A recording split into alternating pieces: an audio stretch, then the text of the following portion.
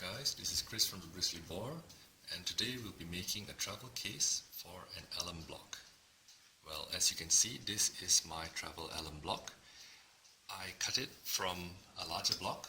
This is similar to this, which I cut in half, and instructions of how to cut an alum block in half effectively will be included in the description below if you'll want to take a look. So, what I currently use at this point in time is just an industrial Ziploc, and it works fine, but eventually the zipper will give way, and most likely when I'm traveling, so I'm trying to look for something a little bit more sturdy. I did look around online for aluminum boxes and all that, but it's not easy to find something that's exactly right. That also goes for plastic boxes. So I've been hunting around a decent bit, and well, this may not look like something that we can use at this point in time, but it might work actually. The idea is that size-wise, it probably will fit quite well, see, width and thickness. And this is actually, not sure if it focuses, it's a storage box for toothbrushes, pencils, cutlery. It's a generic thing. I got it at a local store for about $1. So it's made from polypropylene, if I'm not mistaken. Yep.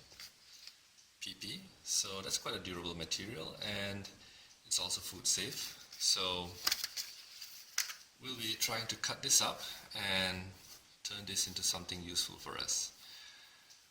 So I'll keep this aside for now, and we'll start taking this apart. The reason why I thought I could use this is at the shop I found one of the caps out, and basically the construction of this is that the cap is held in with an internal ring, which is in turn held in place by an external compression ring, so it's all friction. So this is the cap, this is the external ring, and this is the case. So all along the length it's parallel, so all we need to do now is cut it down to the right length and then reinstall the cap and the compression ring further down the line. So what we need to do is, get the length of the material that is required and cut off the balance. I just want to leave a little bit of space at the bottom just to be sure that I do not overcut. So this, and that'll be my mark.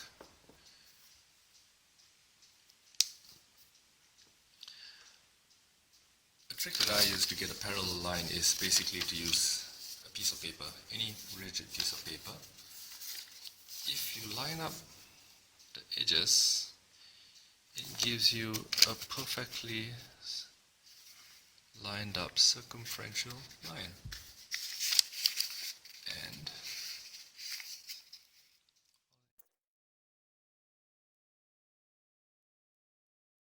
put a little bit to tighten it, and there we go.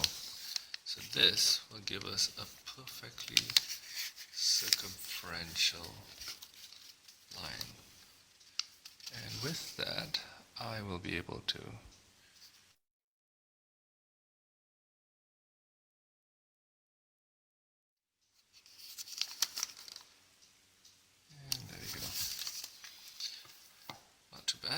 not too shoddy. Okay, so PP, polypropylene, is fairly soft material. You can perform a test cut here. So all you have to do is, and then pop the scissors in. I'm not mistaken. Oh, that's even easier. Cut straight through. Righto then. Okay, being closer to the edge, I would think that I would remove a bit first. Okay, and now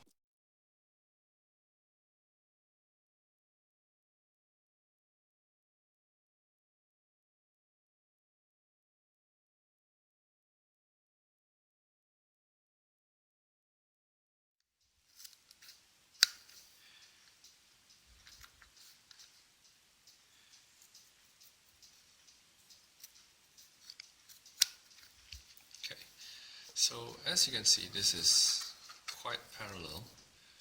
We'll put all this trash aside. We can recycle that. So now we have a couple of things. This has to go on the outside, but this has to be removed at this point in time. So I'll need to get a blade for this. Okay, so I've got a blade for this. Try to use a locking blade, it's always the best. Hopefully it is as soft as, okay. Just make sure not to.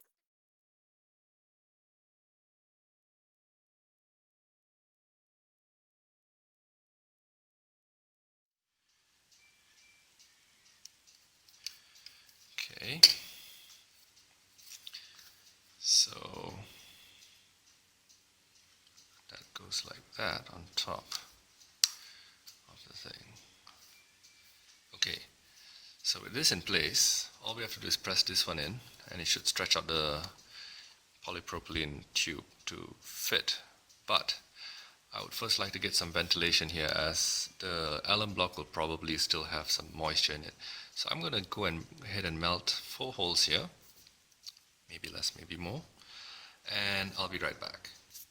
Okay guys, I'm back, and yep, burned 5 holes inside here.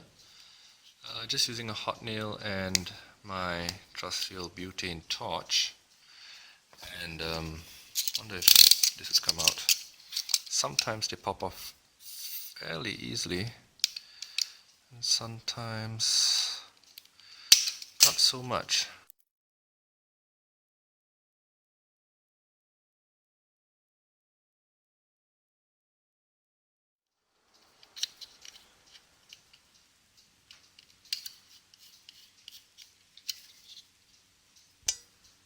Okay guys, so that's that. I've trimmed the flashing from the melted holes, more or less. The retaining ring or the pressure ring is there. So let's see how this works. This would, in theory, stretch the PP. So it appears that the polypropylene sleeve it does taper slightly towards the bottom. So I'll need something to stretch this out here. Give me a minute. Okay, so basically we need something stiff, strong, but not sharp. So I guess I'll be using my sesame knife that I picked up some time back. It's been lasting me years, and it's still shiny like new. Okay, let's just remove this ring for now. It's in there. And we just have to pop this over the corner, and my guess is it'll be snug. There we go. So in reality, well, do we want this facing us every single time we open it? No. And good, it's behind. So in reality, it's actually quite stiff. But since we have this, let's just pop it on. So the idea is just press it down, and that'll crimp it in place, and there you have it. So guys, this is our travel case for our alum block, and let's give it a try. Well, that looks quite perfect. So as I mentioned earlier, this is my travel alum block, which I cut from a larger unit. And if you want to find out how to cut alum blocks, just check out the link in the description below, and you'll see how you can cut down an alum block from any size to any size you want. Once again, this is Chris from the Bristly Boar, and have a good shave.